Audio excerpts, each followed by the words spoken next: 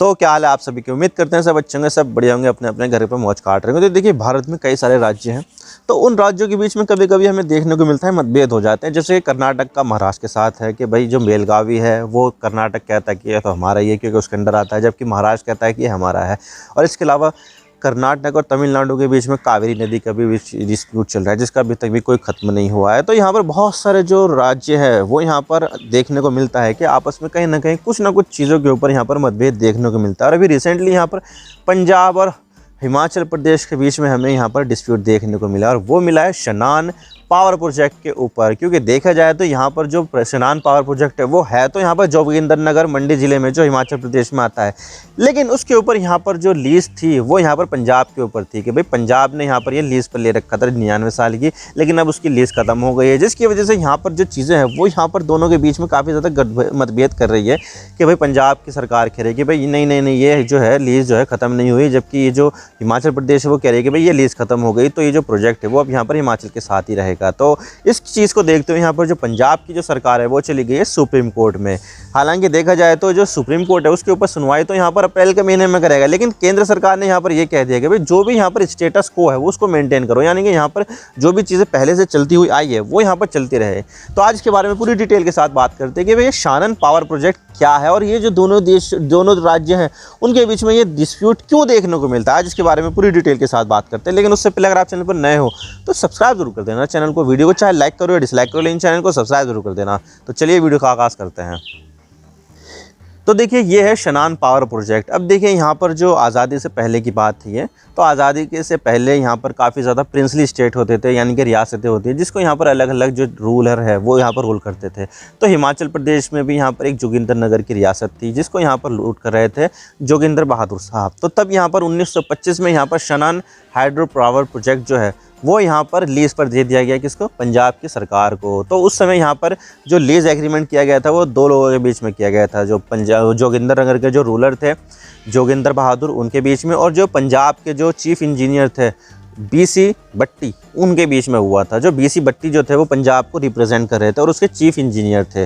तो उस समय यहाँ पर पाकिस्तान में जो पंजाब चला गया वो भी उसमें आता था, और जो दिल्ली का जो एरिया था उसमें भी यहाँ पर इसी पावर प्रोजेक्ट से यहाँ पर सप्लाई की जाती थी। 110 मेगावाट की जो इसकी क्षमता थी तो ये था। तो आज़ादी के बाद से पहले तो ये सब चल रहा था। 1925 में ये समझौता हुआ कि भाई 99 साल की लीज पर यहाँ पर हम इस चीज़ को यहाँ पर जो पावर प्रोजेक्ट है वो यहाँ पर पंजाब की सरकार को दे देंगे। तो यहाँ पर इसको मैनेज करना, इससे बिजली लेना, इससे बिजली बनाना, वो सब के सब यहाँ पर पंजाब की सरकार के हाथ में रहेगा। तो ये सब तो चलो ठीक था कि यहाँ पर ये लीज़ हो गई, लेकिन अब हो गई है लीज़ ख़त्म। क्योंकि देखा जाए तो 2 मार्च को 2024 को यहाँ पर लीज़ का एग्रीमेंट हो गया है पूरा। क्योंकि 1925 में यहाँ पर जो है लीज़ की गई थी 99 साल की, तो 99 साल की जो लीज़ ख़त्म होगी वो 2024 में ख़त्म होगी। तो ये 2 मार्च को यहाँ पर ख़त्म हो गई है।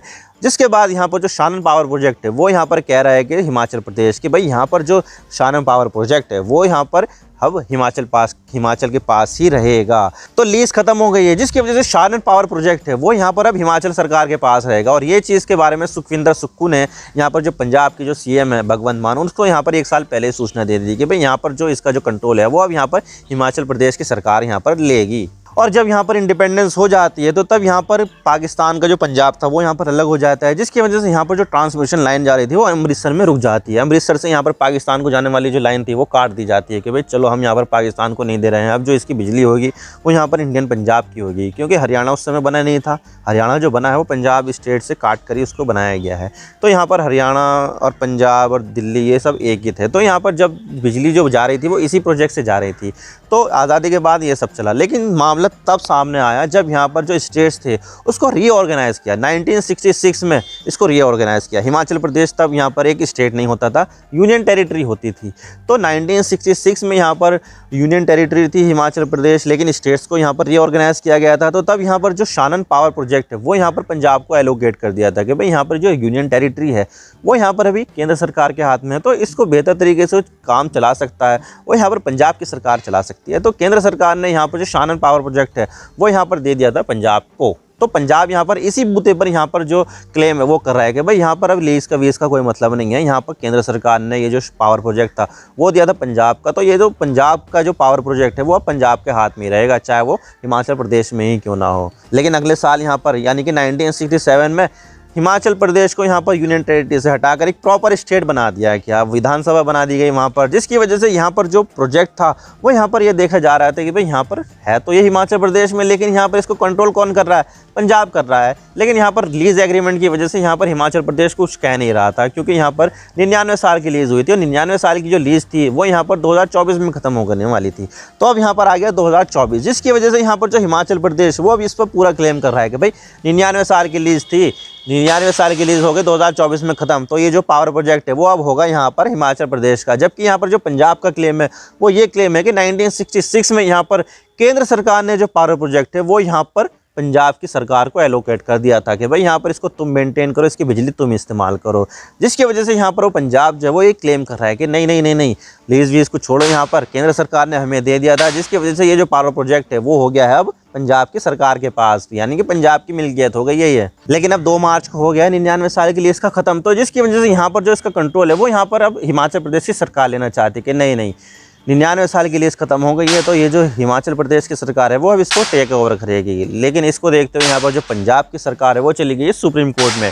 तो सुप्रीम कोर्ट ने कह दिया कि भाई यहाँ पर जो चीज़ें है वो यहाँ पर पंजाब के हक में होनी चाहिए। और पंजाब की सरकार ने यहाँ पर सुप्रीम कोर्ट से सीधा सीधा यहाँ पर ये डिमांड की कि भाई हिमाचल प्रदेश को यहाँ पर रोके और इसको जो शान पावर प्रोजेक्ट है उसको यहाँ पर उसके कंट्रोल में दे दे वापस से, यानी कि पंजाब को दे दे। यानी कि हिमाचल प्रदेश यहाँ पर कोई भी कंट्रोल नहीं कर सकता, बल्कि यहाँ पर जो प्रोजेक्ट है वो पूरा यहाँ पर पंजाब का है। तो यहाँ पर ये चीज़ें देखने को मिली है। लेकिन अब दोनों स्टेट्स के बीच में जो मतभेद सामने निकल आ रहा है, जिसकी वजह से यहाँ पर जो पूरा जो प्रोजेक्ट है उसकी फंक्शनिंग के ऊपर यहाँ पर काफ़ी ज़्यादा असर पड़ रहा है। तो इसी चीज़ को देखते हुए यहाँ पर जो केंद्र सरकार है उसने यहाँ पर इंटरवीन किया और यहाँ पर ये बोला है कि जब तक यहाँ पर फाइनल डिसीजन सामने नहीं आता है, फाइनल सेटलमेंट सामने नहीं आता है, तो तब तक यहाँ पर जो स्टेटस को है वो यहाँ पर मेंटेन रहेगा, यानी कि यहाँ पर जो पंजाब है वो यहाँ पर इससे बिजली लेता रहेगा।